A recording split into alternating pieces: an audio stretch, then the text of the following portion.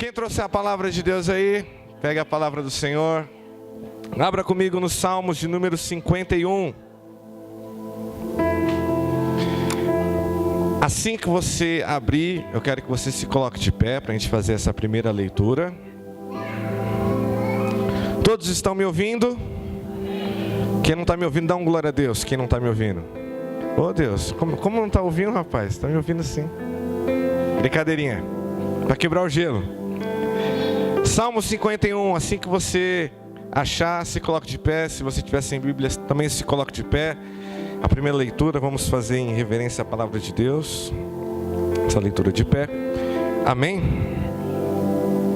Salmo 51, versículo de número 10. Salmo bem conhecido, hein? Cria em mim um coração puro, ó Deus, e renova dentro de mim um espírito estável. Não me expulses da tua presença, nem tires de mim o teu Santo Espírito. Versículo 12. Devolva-me a alegria da tua salvação e sustenta-me com o espírito pronto a obedecer. Só para enfatizar, eu vou ler e você vai repetir esse último versículo que nós lemos, o 12, beleza? Então eu vou falar e você repete: devolva-me a alegria da tua salvação e sustenta-me com o espírito pronto a obedecer. Eu sei que o pastor já orou, mas feche seus olhos. É mais forte que eu isso. Pai querido, nós te agradecemos, ó Deus, por esse momento que nós vamos ouvir a sua voz.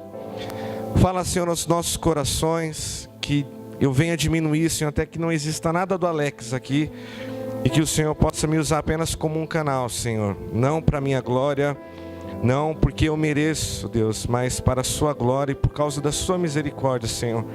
Usa-me para falar com a tua igreja. Usa-me nessa noite em nome de Jesus. Que o teu Santo Espírito possa encontrar em nosso coração uma terra fértil, que a sua palavra possa ser a semente e que venha frutificar. Amém e graças a Deus. Pode tomar o teu assento. Vai tomar um assento dando glória a Deus aí?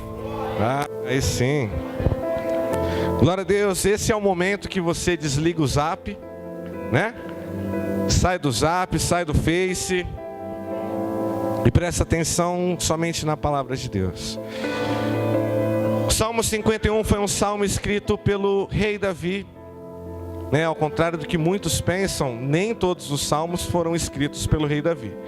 Porém, o Salmo 51 ele foi escrito sim pelo rei Davi, em um momento muito pesado da história de Davi, um momento muito caótico, se a gente pode dizer. Ele já era rei de Israel, ele já tinha sua fama já alcançada, conquistada. O povo judeu amava ele e os inimigos corriam dele. Glória a Deus. Esse já era o servo de Deus, o homem segundo o coração. A gente vê isso em 1 Samuel 13:14. Deus levanta um homem segundo o coração de Deus, após Deus ter rejeitado a Saul como rei. Então Davi já é um rei bem quisto pelo povo, já é um rei temido por outras nações.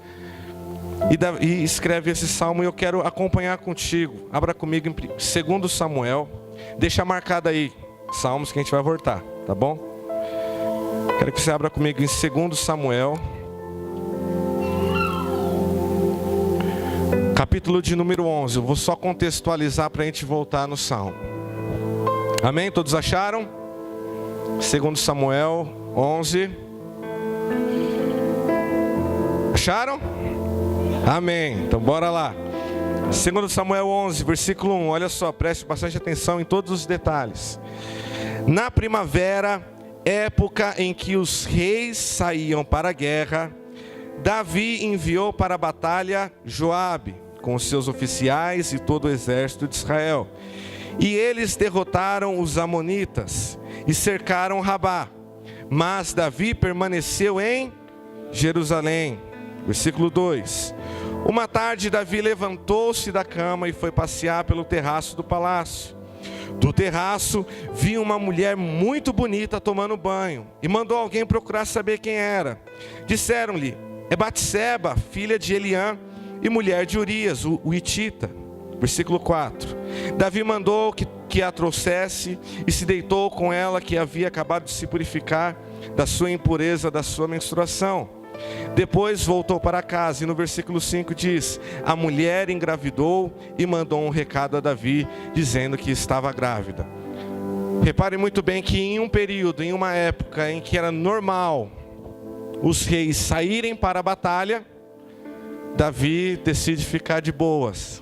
Não é bom ficar de boas de vez em quando?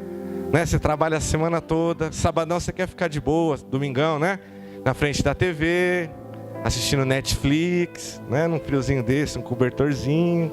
Olha que gostoso. Davi deu na telha dele: eu vou ficar em casa, que vocês vão para a guerra.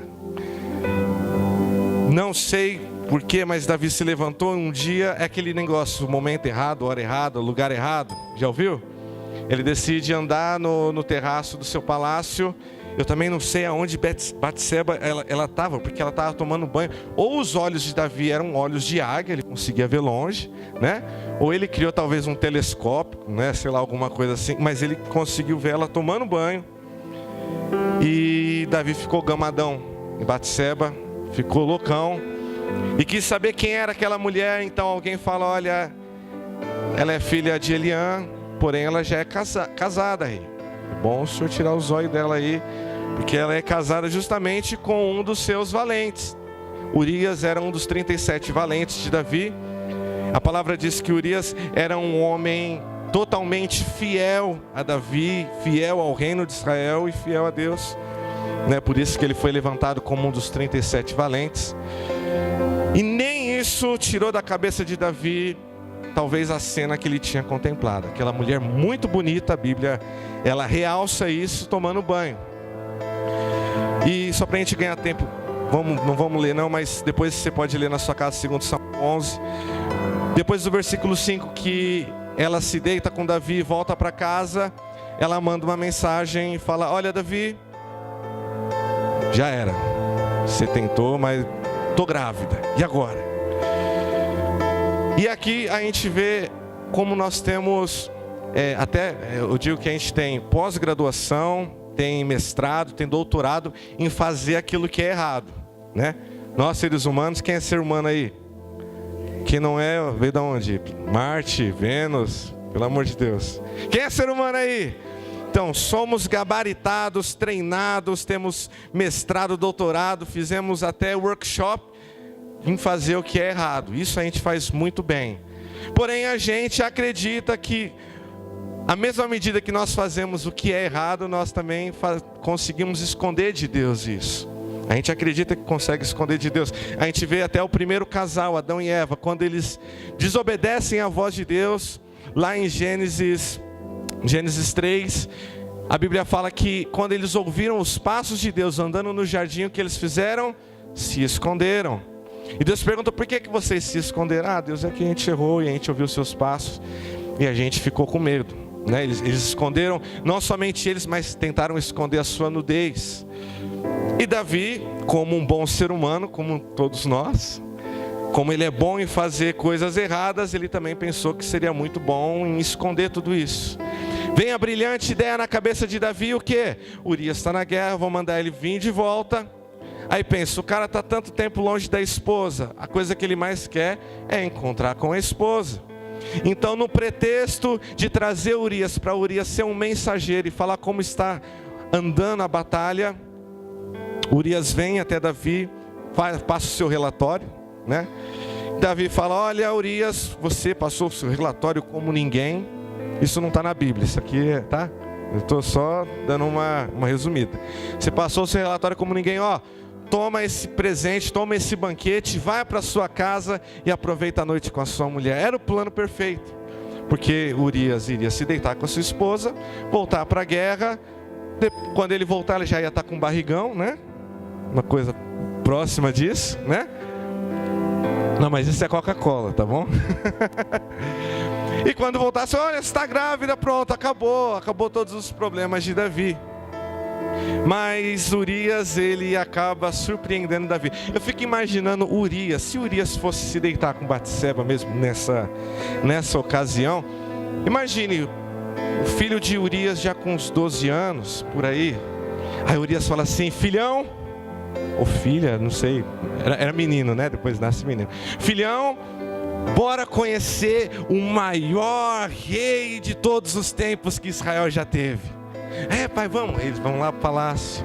Urias tinha facilidade para conversar com Davi. E entra na sala do trono: rei Davi, hoje eu trouxe alguém muito importante para mim, rei Davi. É uma pessoa que eu amo demais. Esse é meu filho. Filho, esse aqui é o maior rei de todo Israel. A cabeça de Davi. Imagine ele ouvindo isso. Urias falando: olha, esse aqui é o maior rei de todo Israel, conquistador de tanto. Ele é justo, ele é fiel. Já pensou? Davi ouvindo isso, sabendo o pecado que ele cometeu vendo aquele garoto. Aí ele vira para o filho e fala assim: filhão. Não, perdão, ele vira para Davi e fala: rei, e esse aqui é o meu filho. E em sua homenagem eu coloco o nome de Davi. Já pensou? Que loucura! Imagina a cabeça de Davi falando: meu Deus do céu, ainda bem que não existe programa do Ratinho nessa época, né? Senão ia ser um quebra-pau. Mas não, Urias, ele decide não ir se deitar com a esposa. Ele fala: não, eu não vou. Quer ver no versículo de número 11? Está com a sua Bíblia aberta? 2 Samuel 11:11. Olha só o que Urias responde a Davi. Quando Davi fala: pode ir, fica tranquilo, descansa. Olha a cabeça de Urias. Urias respondeu: a arca e os homens de Israel e de Judá repousam em tendas, e o meu senhor Joabe e os seus soldados estão no acampamento ao ar livre. Como poderia eu ir para casa para comer, beber e deitar-me com a minha mulher? Juro por teu nome e por tua vida que não farei uma coisa dessa, né?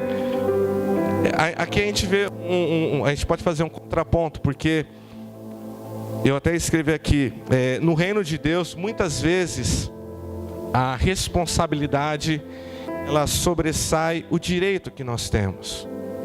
Um exemplo, você quer ver um exemplo bem fiel aqui à nossa comunidade? O pastor Danilo, ele teria talvez o direito de viajar, vai para Paris, né? Esquecer um pouco da vida, já pensou? Olha, mas a responsabilidade sobressai o direito. Então às vezes o pastor Danilo está parecendo um zumbi aqui, andando assim, né? E cansado, mas por quê? Por causa da responsabilidade com a igreja. Urias, ele entendia isso. Ele poderia muito bem, porque ele tinha o direito de ficar com a sua esposa, mas ele sabia muito bem da responsabilidade dele, que era estar na batalha, no campo de guerra. Então ele decide falar: olha, rei, não, eu vou dormir aqui no dormitório onde os guardas dormem, aqui no palácio.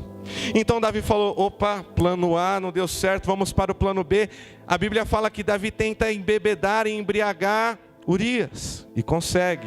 Mas mesmo bêbado, mesmo não conseguindo fazer o 4, né? Andando para lá e para cá, ele fala que não vou. E ele dorme de novo no dormitório dos soldados no palácio. Então Davi se vê sem opções. Então ele envia novamente Urias para o campo de batalha, e junto com Urias ele envia uma carta selada dizendo: mate Urias, entregue para Joabe, o seu capitão, e mate Urias. E finalmente Davi consegue esconder aquilo que ele fez, né? O adultério ele acaba escondendo com um homicídio. Diga misericórdia. E esse é um homem segundo o coração de Deus. Aí no versículo 27 diz assim, Urias já havia morrido. No versículo 27 diz: passando o luto, Davi mandou que a trouxesse quem? Batseba, para o palácio. Ela se tornou sua mulher e teve um filho dele, mas o que Davi fez desagradou ao Senhor. Ou seja, deu tudo certo na ideia do Davi, né? O cara morreu na guerra porque era normal morrer, né? Você vai para a guerra, qualquer dia você pode morrer, levar uma flechada, uma flecha perdida, naquela época não tinha bala perdida, né? Uma flecha perdida te acerta, morreu, acabou. Então o cara morreu. Davi ainda sai como um bonzinho, porque ele fica com a esposa. Eu não vou deixar ela ser viúva, não, pode vir, vai ser minha esposa. Eu vou fazer esse sacrifício. E ainda assumo o filho, que não é meu, né? O filho nasce. E é engraçado que no capítulo 12 de 2 Samuel, é só no capítulo 12 que Deus envia um servo dele, um profeta, o profeta Natã, para repreender Davi. Se a gente for pegar uma gestação normal de 9 meses, imagine que em 9 meses, Davi não se arrependeu. A Bíblia não deixa nenhum espaço falando que nesse tempo que Batseba estava gerando em sua barriga o filho, Davi se arrependeu. E no capítulo 12, Natan chega até Davi contando uma história muito interessante, que ele fala: olha, tinha um homem muito rico, que tinha de tudo que ele queria, era só ele estalar os dedos, ele tinha o que ele quisesse. Mas esse homem rico, ele encontrou um camponês muito pobre que só tinha uma cordeirinha.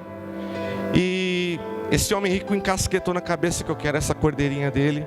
Ele rouba, ele pega a cordeirinha desse homem pobre. O homem rico pega a cordeirinha do homem pobre e mata o pobre.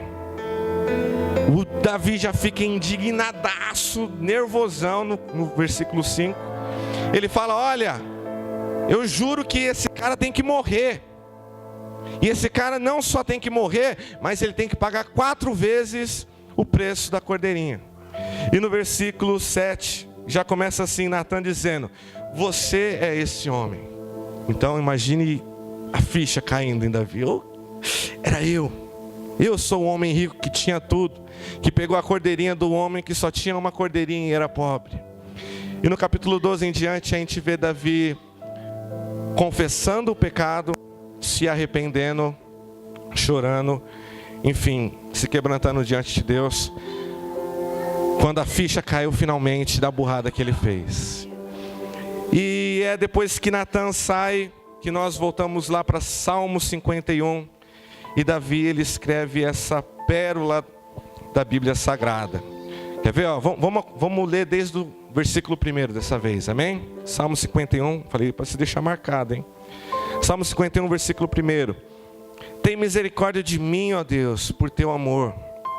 Por tua grande compaixão, apaga as minhas transgressões. Lava-me de toda a minha culpa e purifica-me do meu pecado. Pois eu mesmo reconheço as minhas transgressões e o meu pecado sempre me persegue. Contra ti, só contra ti pequei e fiz o que tu reprovas. De modo que é justa a tua sentença e tens razão em condenar-me. Sei que sou pecador desde que nasci, sim, desde que concebeu a minha mãe. Sei que desejas a verdade no íntimo e no coração me ensinas a sabedoria. Versículo 7. Purifica-me com isopo e ficarei puro. Lava-me e mais branco do que a neve serei. Versículo 8. Faz-me ouvir o júbilo e a alegria, e os ossos que esmagastes exultarão. Esconde o rosto dos meus pecados e apaga todas as minhas iniquidades. Versículo 10 que nós começamos a ler. Cria em mim um coração puro, ó Deus, e renova dentro de mim um espírito estável. Não me expulses da tua presença, nem tires de mim o teu Santo Espírito. Devolve-me a alegria da tua salvação e sustenta-me com um espírito pronto a obedecer. A partir do versículo 13 ele continua se arrependendo, se quebrantando diante de Deus, confessando o seu pecado. E é isso que difere Davi de Saul. Porque Saul, quando ele desobedece a Deus, aos meus olhos, eu não sei você, mas aos meus olhos, o pecado de Saul, se a gente for colocar na balança, é muito mais leve que o pecado de Davi. Davi, ele cometeu um adultério que pela lei ele deveria ter sido punido. E fora um adultério, ele comete um homicídio que também pela lei ele deveria ter sido punido, né? E Saul, ele desobedece a Deus, porque Deus dá uma ordem, ele descumpre. O profeta Samuel dá uma ordem, ele descumpre, e Deus o rejeita.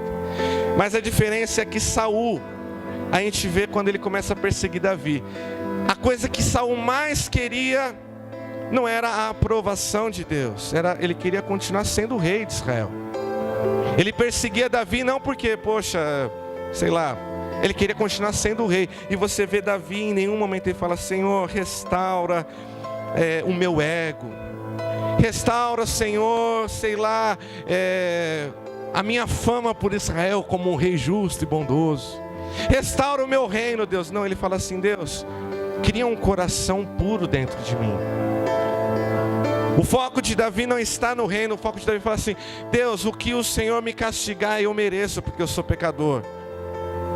Eu não quero, o Senhor quer tirar o reino de mentira, mas não tires de mim o teu Santo Espírito. Essa é a diferença de um homem segundo o coração de Deus. E como eu disse, quando eu estava lendo o Salmo 51, meditando para trazer uma mensagem, o versículo 12, devolve-me a alegria da tua salvação, foi algo que me saltou aos olhos. Porque primeiro, se alguém está pedindo para devolver, é porque não tem. Senão ele fala, devolve da metade que eu não tenho. Não, eu não tenho mais nada, eu não tenho mais alegria. E se a gente for olhar lá como dizia no Pai dos Burros, né? No Google, no dicionário, né? Alegria significa estado de viva satisfação, ou estado de vivo contentamento, ou até mesmo prazer. Davi, ele está falando, Deus, cria um coração puro em mim, renova dentro de mim um espírito firme, não um espírito, qualquer ventinho balança, não me expulse da sua presença. Eu não quero ser que nem Saul, eu não quero ser negado por ti, mas devolve-me também a alegria, devolve-me o prazer que eu tenho na sua salvação, que eu tenho no Senhor. E já percebeu que tudo que nós fazemos, que não existe contentamento, que não existe prazer, que não existe satisfação, a gente faz de qualquer jeito? Já percebeu isso? Sim ou não? Sim ou não? Ah, ok. No trabalho, quem trabalha aí? Quem está trabalhando? Quem não está trabalhando? Deus abriu uma porta, mas já trabalhou um dia, né? Eu creio. Como foi a sua primeira semana no serviço? Foi uma maravilha? Você chega em casa falando para a esposa, para o marido, foi perfeito. O chefe é meu melhor amigo. Primeiro dia, né? O chefe é meu brother. Tirei até uma selfie com ele na hora do almoço, né? Poxa, eu chego, você chega, o chefe fala, ó, tá vendo esses sacos de cimento aqui? Leva eles aqui no terceiro andar, mas de escada, porque o elevador que você vai de boa, alegrezão, tô felizão, é o emprego que eu queria, não é verdade? Não é verdade? A vida, primeira semana, segunda semana, o chefe começa a pegar um pouco no pé, terceira semana, passa-se o tempo, você não chega mais nem no horário, né? É para você chegar, sei lá, 9 horas, você chega 10. Deus tem que trabalhar muito esse negócio. Amém, né? Esse é o gostoso de pregar. O gostoso de nós estarmos em comunidade. São pessoas que erram, que aprendem. Glória a Deus por causa disso. Aleluia. Mas vai passando o tempo, não é verdade? Aí você, domingo, 1h aí você fala, está acabando o domingo. Rapaz, é 1h. Amanhã é segunda-feira, né? Você vê o Faustão terminar, você já fala, meu Deus do céu. Deu 6h, hora de estar na igreja, o culto vai passar rapidinho, chegar em casa é só dormir. Não é verdade, não é assim? É um peso para você ir trabalhar. Alô? Agora sim. Pegar busão, lotar. Enfim, é um peso ir trabalhar, não é verdade? Quando você não está mais naquela vontade, naquela... Eita, já é perseguição já. Vai orando aí, repreendendo. Eu lembro da minha esposa. Eu lembro da minha esposa quando ela começou a trabalhar numa fábrica que só tinha costureiras, né? Não ando muito mesmo. Então ela começou a trabalhar numa firma de costura e tal. E na primeira semana foi maravilhoso. Ela falava, nossa, era tudo que ela queria e tal. Já estava procurando até fazer mais curso, enfim. Só que foi passando a alegria de ir, né? Que acontece com todo mundo. Aí ela já foi, tem que ir. Aí você já começa, ela já começou a falar, pô, fulano não gosta de mim, fica falando mal de mim, não sei o que lá. Mulher tem muito disso também, né? Não, eu não bati, não vi a pessoa, não desceu, né? Até que ela saiu.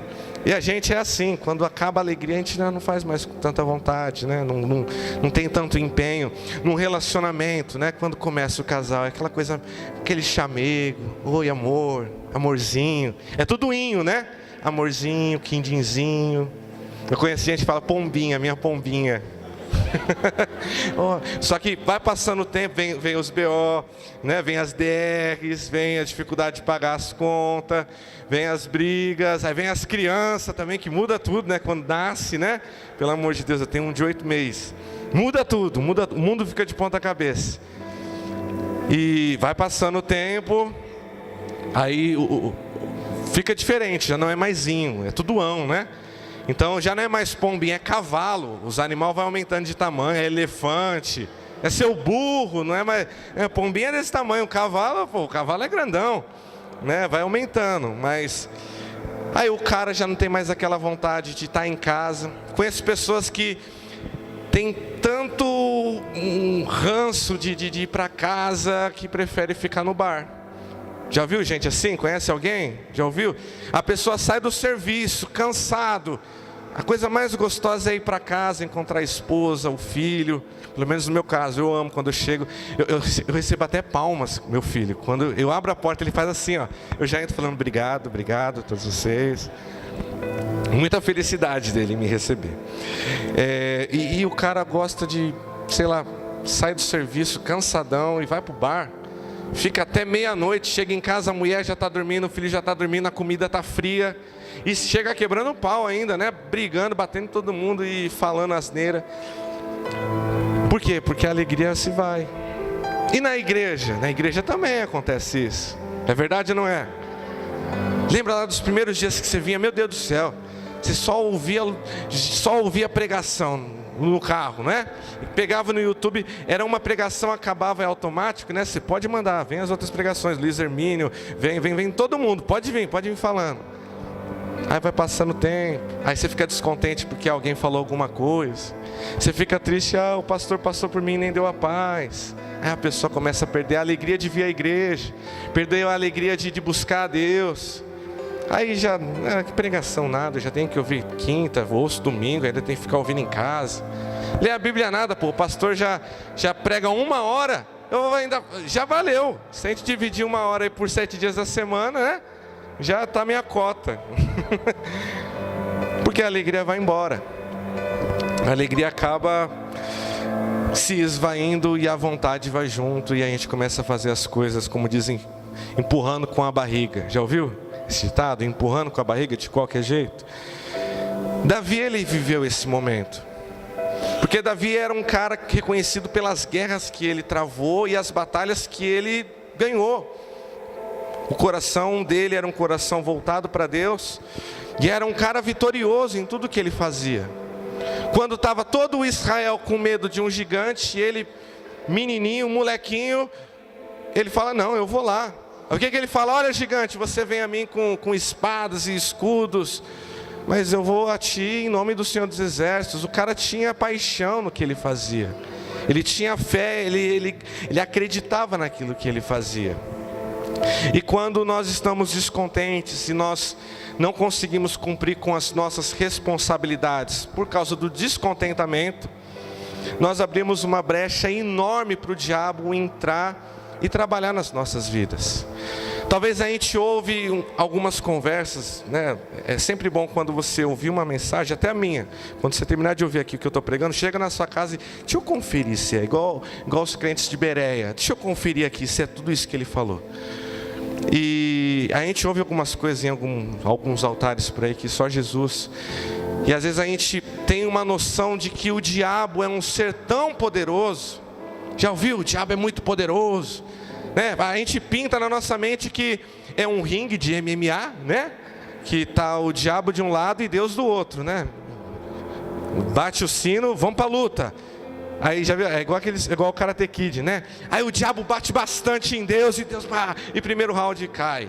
Ah não, peraí, tá difícil para Deus, poxa vida, o diabo tá dando uma surra, né? Aí tipo no último round em que a gente fala, não, aí já é o Armagedon, já é o final, apocalipse. Aí Deus vai fazer a pose da garça e na cara, não vou fazer não, que senão eu vou cair aqui, né? E é madeira, né? O peso também não ajuda, vai que furo o altar. Mas aí parece que no último minuto Deus arranca a força de algum lugar e bate no diabo, dá um chute do Anderson Silva no Vitor Belfort, né? Pô, e caiu. Aí ganhou, Deus ganhou. E não é verdade, o diabo não é esse ser poderoso que pintam falando que, poxa Vitor, toma cuidado com o diabo. O diabo ele só age em qualquer vida, na minha vida, na sua vida, se houver legalidade. Se você der espaço para que ele faça. Você vê a história de Jó? Você conhece a história de Jó? Sabe o que a Bíblia fala? Jó era um homem íntegro, justo, temia Deus e desviava-se do mal. Sabe o que quer dizer isso? Não existia brecha nenhuma. Não tinha brecha nenhuma na vida de Jó. Aí o que o diabo fala? Poxa vida, eu não estou conseguindo saber aonde que eu posso entrar e detonar a vida desse cara. O que ele faz? Ele vai pedir para Deus permissão. Não pense que, poxa, o diabo está acabando com a minha vida porque Deus está me permitindo. Cara, você está tendo uma brechinha. É uma brechinha, não precisa ser um buraco não. Não precisa ser uma porta imensa, não. É uma brechinha só, você está dando uma brechinha. Então não é Deus que está permitindo, é você que está permitindo que o diabo haja na sua vida. E o diabo está esperando justamente esse momento. E no momento em que nós estamos descontentes, principalmente com Deus, porque a gente pensa que, poxa, se eu estou feliz com Deus, se você está feliz com Deus, a sua casa vai bem, o seu trabalho vai bem, o seu círculo de amizade vai bem, né? Claro que nós sempre vamos enfrentar dificuldades nesse mundo, né? Eu detesto quando eu ouço aquelas pregações parecendo que nós vamos ser tão vitoriosos que vamos bater em todo mundo, vamos vencer tudo, e não é verdade. É igual o pastor Danilo disse aqui antes da mensagem, a gente vê o nosso Cristo, ele sofreu, ele morreu. Que vencedor que é esse que veio para pregar e morre? Mas ele ressuscitou, claro. Viver o reino de Deus é crer na esperança futura, na esperança vindoura, naquilo que Deus ainda vai fazer. Mas é também sofrer. Mas é exatamente esse momento que nós estamos descontentes, principalmente com Deus, que nós começamos a levar as coisas de Deus empurrando com a barriga. É exatamente nesse momento que o diabo encontra a brecha exata na minha vida e na sua vida para entrar e destruir com tudo.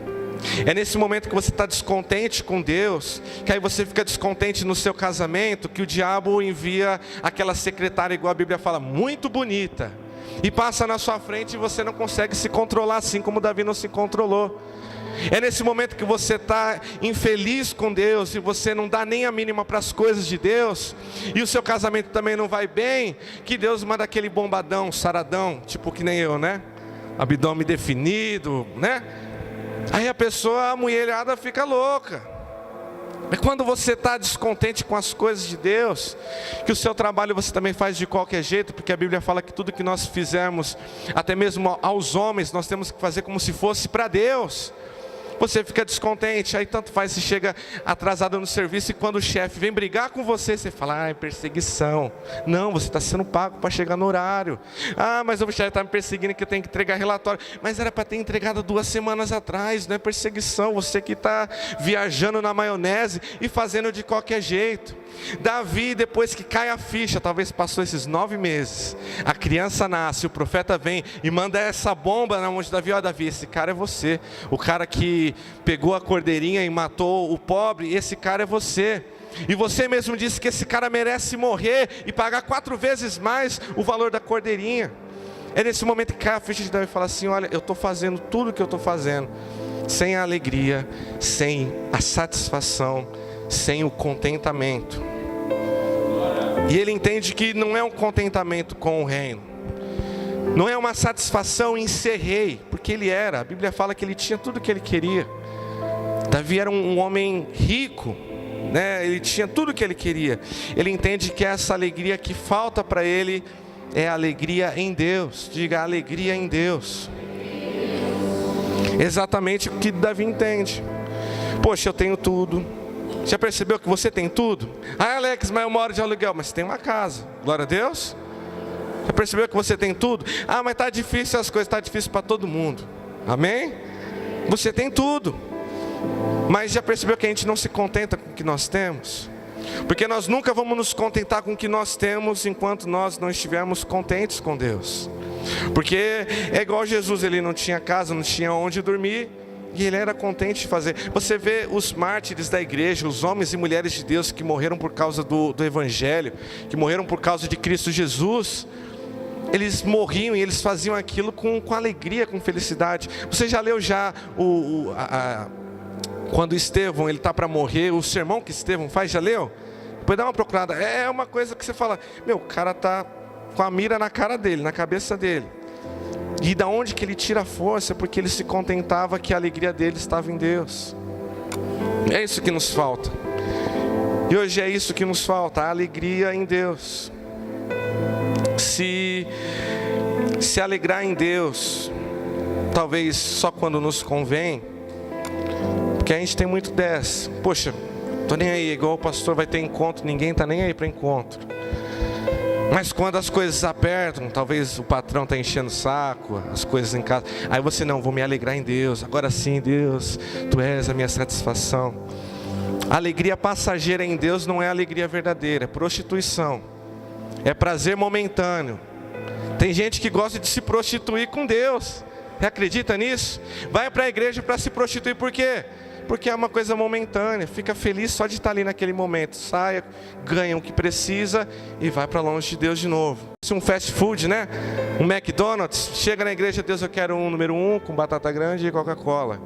Aí Deus dá, valeu, brigadão, vai embora e toca o caminho. Falta alegria, falta vontade, falta satisfação. A gente...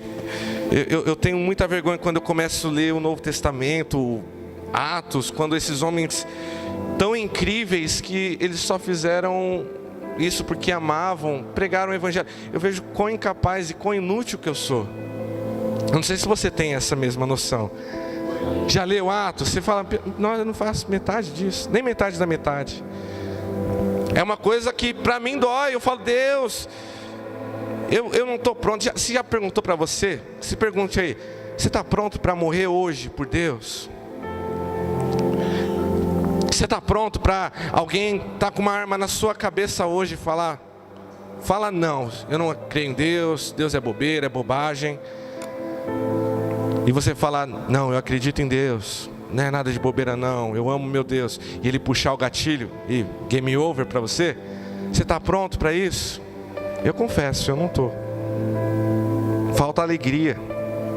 Eu não estou falando alegria de barulho na igreja e parecendo o cowboy gospel, sei lá. Não, é a alegria de você pegar a palavra de Deus. Eu tenho vivido tempos, eu não falo isso para minha glória não, mas eu sou convertido, eu penso que eu sou. Né, que a gente tá chegando lá, um dia a gente chega lá. Mas eu vou à igreja, sei lá, uns 17 anos. Eu faço parte ativamente da obra de Deus, talvez há uns 10, 12 anos, enfim. E nunca, eu digo isso, eu não digo mais isso com vergonha, antigamente eu dizia isso com vergonha, mas nunca em minha vida cristã, em minha caminhada com Deus, eu tive tanto amor em ler a Bíblia. Você tem noção do que é alguém que... Eu estava falando isso com o pastor Danilo hoje. Alguém que às vezes está em cima do altar cantando, e isso acontece direto, não só cantando, pregando, fazendo a obra, sei lá, servindo sopa na rua. A pessoa não tem contato com Deus, é papagaio de pirata, só repete aquilo que ouve nos altares por aí. Já ouviu essa pessoa? Não sei se você é essa. Saiba que existe graça e misericórdia de Deus para você também nessa noite. Mas é aquela pessoa que não tem relacionamento com Deus em casa, nunca pega na Bíblia, e quando pega, eu dei risada esses dias porque eu fui fazer um exame, uma endoscopia, e aí eu falei, eu nunca faço isso, mas me deu uma vontade, eu falei, eu vou abrir a Bíblia, né, tirar uma palavra por causa do exame. Aí eu abri a Bíblia, estava a morte do rei Urias. Eu falei, o Ezequias, sei lá, um bando de rei. Eu falei, não, a morte não. Aí eu fechei. Aí eu, Deus, fala comigo. A morte do rei não sei o que lá. Eu falei, não, palhaçada, né? Vai a terceira, né? Vamos desempatar. Aí eu, a morte de Lázaro. Eu falei, Deus, tá, não vou. Só quer falar de morte, eu estou morrendo de medo de morrer, fazer exame. E você está falando, morte do fulano, morte do ciclano. Mas é exatamente isso, é se prostituir, é um momento. Eu nunca fiz isso. Deus fala, eu acho que Deus olha do céu e fala assim, você vai fazer isso agora? Tá bom, faz, fica tranquilo. A gente nunca faz, só que porque a gente está precisando, a gente inventa de fazer. Tira a alegria da onde a gente nem tinha. A Bíblia, ela é muito clara, ela fala que nós devemos ter prazer em Deus. E a gente busca prazer em muitas outras coisas. E tudo aquilo que nós procuramos prazer que não seja em Deus, é uma coisa passageira. Já percebeu que amigo vai embora? Já percebeu que dinheiro acaba? Rapidinho, né? Rapidinho. Você recebe o salário, no outro dia você está pagando as contas, acabou o dinheiro. Já percebeu que influência também vai embora? Você vê aqueles artistas de 1990, por aí, que ninguém conhece, De vez em quando se junta num programa, um bando de artista desconhecido. Ontem eu estava eu e minha esposa assistindo um programa que começou na Record lá de música e tal. Eu gosto bastante disso. E são 100 caras que ficam assim ouvindo um cantor e eles têm que dançar. É uma coisa assim, mais ou menos. Aí a Roberta falou, minha esposa, não, é tudo artista. E você não conhecia nenhum. Não, era artista do passado, influência, a fama vai embora, acaba. Né? O seu trabalho, talvez um dia você vai sair, poxa, Alex está repreendido, anulado, o piso, bate na madeira, sei lá. Mas pode acabar. Mas nunca vai acabar a alegria de viver aqui nessa terra, mesmo sofrendo necessidades e padecendo coisas ruins, se nós tivermos alegria em Deus. Abra comigo em João.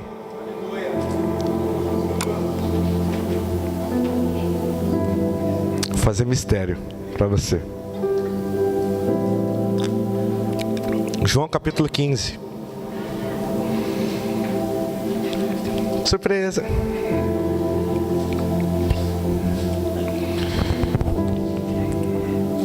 Jesus começa esse capítulo falando sobre ele ser a videira e nós sermos os ramos.